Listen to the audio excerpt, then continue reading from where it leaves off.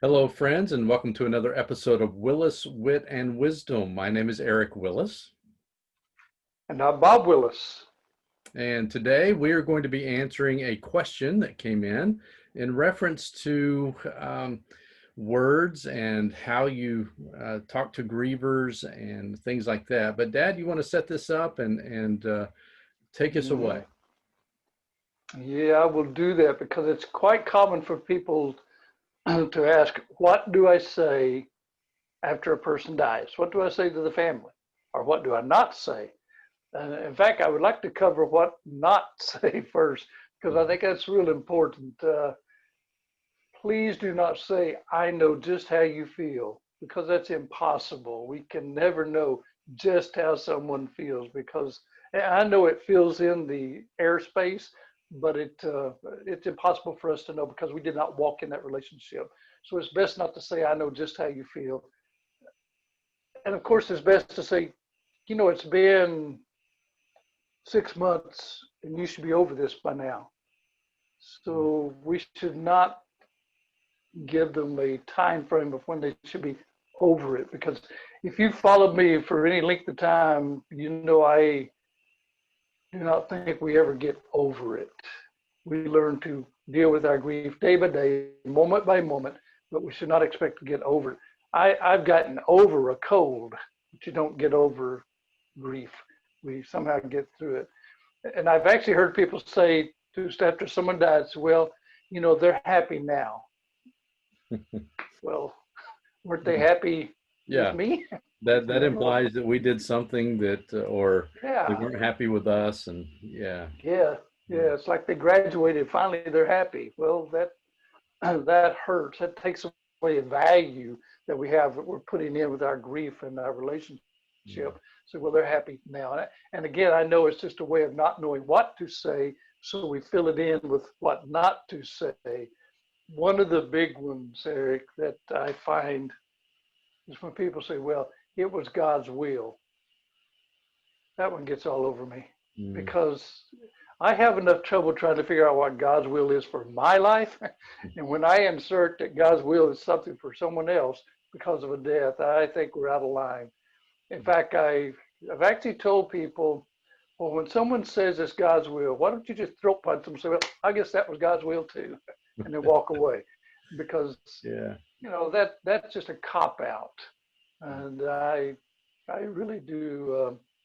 I really do have a problem with that. Someone trying to tell someone else it was God's will that they died. Yeah, yeah, and that, I've seen that play out, not the punching part, but close. Right.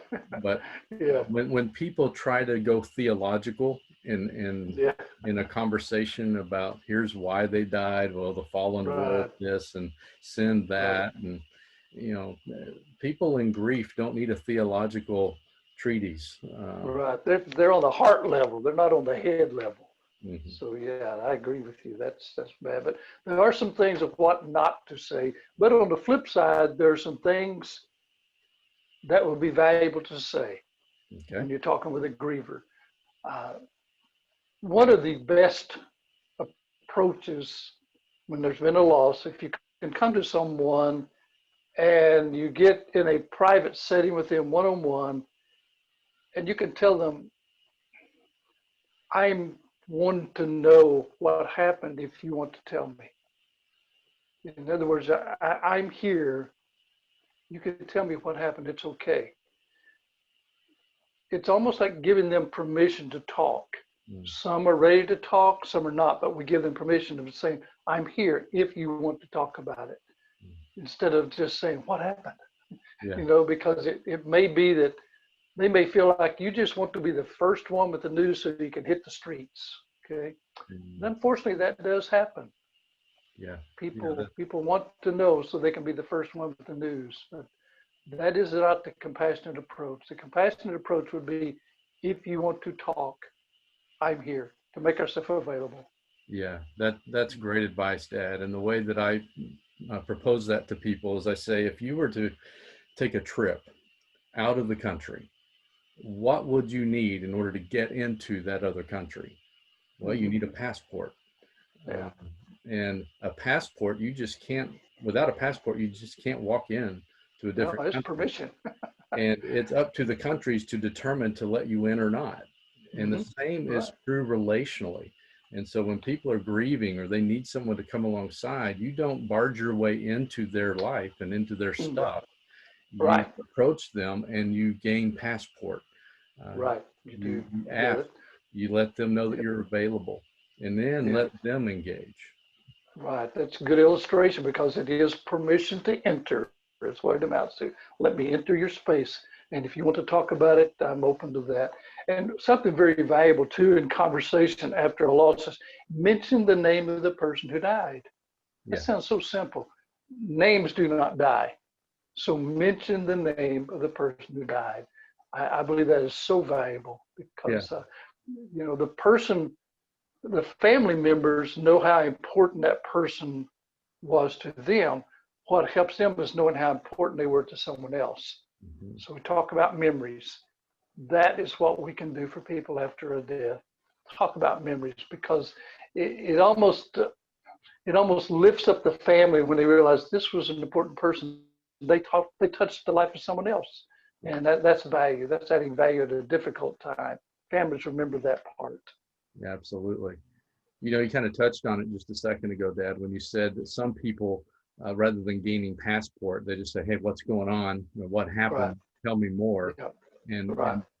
how do we engage people who are more of the nosy Nelly type of individuals who uh, Yeah. Yeah. are for their own gossip type stuff, want to hear what's going on or what's happened? Yeah. How do we Yeah. engage those individuals? Right. There's something real simple as, I'm not ready to talk about that right now. Draw the line, put the period right there.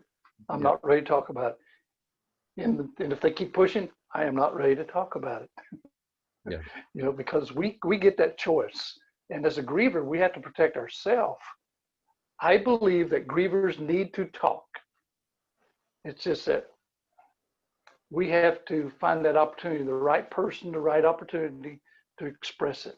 Grievers need to talk, but not everyone wants to listen for the right reasons.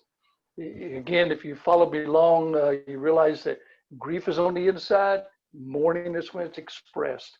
Very healthy to mourn, very healthy to talk about our losses, but it needs to be for the right motive, for the right reason to talk about it in the right audience. And it may be a one person audience. That mhm, might be our comfort level. But yeah, for those who keep pushing, I believe it or not, I've come with the realization, maybe it's because I've lived for a few years, you can't hurt their feelings. yeah. Well, there's Apparently, some they people don't you have any. right, exactly. Just go ahead and say, I don't want to talk about it Yeah, and walk away. And because some people are so insensitive, you can't hurt their feelings. Go ahead and tell them, I'm not ready to talk about it. yeah, Protect yourself. We have to, as grievers, grievers must protect ourselves. That's self-care. That's what we yeah, have to do. yeah. Make decisions that are going to be healthy for you, and don't filter it through whether or not you think you're going to hurt the other person's feelings or not. Right, Make decisions that are right, going to be healthy for you in that grieving moment. right. Because grievers are dealing with our own emotions. I mean, it's like a roller coaster. And so have someone to come in and want to jump in the middle of that, we need to protect what we say, when we say it, who we say it to.